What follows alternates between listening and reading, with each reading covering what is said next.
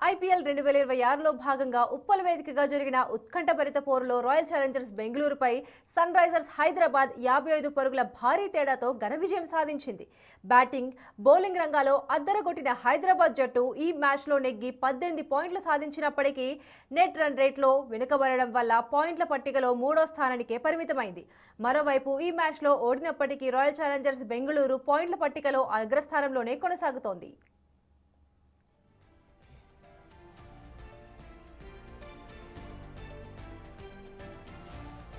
Toss గెలిచి తొలుత బ్యాటింగ్కు దిగిన సన్ రైజర్స్ హైదరాబాద్ నిర్ణీత 20 ఓవర్లలో 4 వికెట్ల నష్టానికి 255 పరుగుల భారీ స్కోర్ సాధించింది.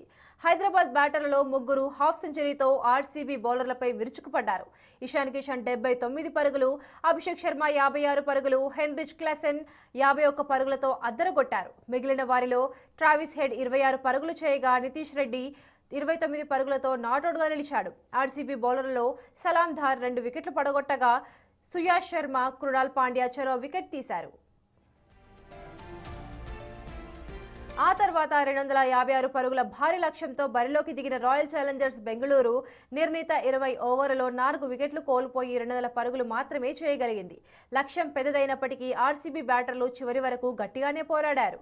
రజత్ పటీదార్ 56 పరుగులు, వెంకటేష్ అయ్యర్ 44 పరుగులతో రాణించారు. కృణాల్ పాండ్యా 41 పరుగులతో పోరాడాడు. అయితే స్టార్ బ్యాటర్ విరాట్ కోహ్లీ, దేవదత్ పడిక్కల్ బ్యాటింగ్లో విఫలం కావడం ఆ జట్టు విజయావకాశాలను దెబ్బతీసింది.